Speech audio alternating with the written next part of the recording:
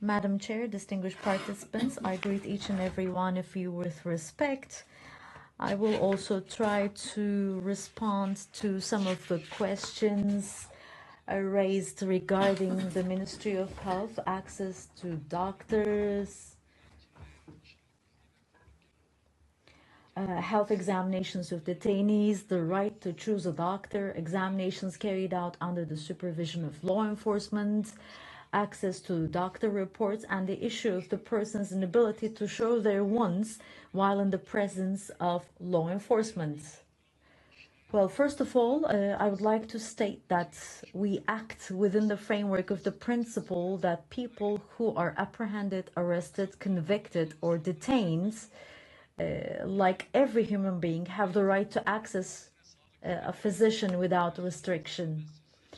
The relevant legislation, especially the patient rights regulation, also provides the right to freely choose the personnel who will provide healthcare, to change the physician involved in one's treatment, and to request the consultation of other physicians. The relevant legislation regulates the examination of and patient privacy, the examination of detainees, remand prisoners, and convicts. These examinations are carried out within the framework of the provisions of various protocols signed between the Ministries of Internal Affairs, Health and Justice. I would like to touch upon some basic issues within the scope of the application. The Ministry of Health regulates the rules regarding the places where such examinations take place and all other medical services to be provided therein.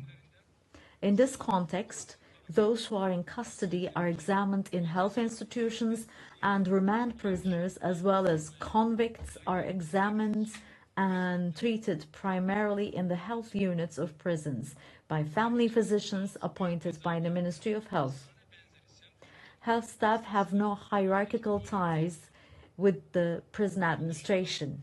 In addition, in some large prisons, specialist physician examinations are also carried out through district polyclinics, which are quasi-hospitals. Apart from this, immediate intervention is provided in emergency and extraordinary situations through emergency health stations 24 hours a day, 7 days a week, and referrals are also made to the nearest treatment facility if need be. All examination and treatment results are kept confidential. During the examination or treatment, no other personnel other than the medical personnel are allowed to be in the examination room unless requested by the physician. However, necessary precautions can be taken for security purposes, ensuring that the conversations cannot be overheard. Convicts and remand prisoners who are referred to hospitals if they need inpatient treatment are treated in the convict ward in the hospitals. Convict wards and patient services in hospitals are considered a part of penal institutions, and the execution legislation also applies in these sections. In this context, we would like to point out that to meet the treatment needs of detainees and convicts, 717,860 interprovincial and 36,922 extraprovincial referrals have been made since 2020 by the Gendarmerie affiliated with the Ministry of Internal Affairs. Forensic examination reports are impartial. They're based entirely on the objective findings of the examining physician, based on their medical examination, medical consultations, and in the light of their professional knowledge.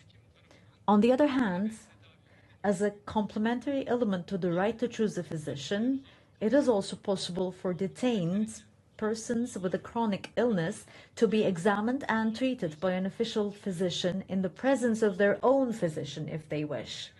Again, within the scope of the same legislation, for people captured by force or detained by law enforcement, where a request is made for examination and preparation of reports for the purpose check, purpose of health check. In case of apprehension or admission to a holding cell, one copy of the report is kept in the health institution, the second copy is given to the detained person, and the third copy is given to the relevant law enforcement officer to be added to the investigation file.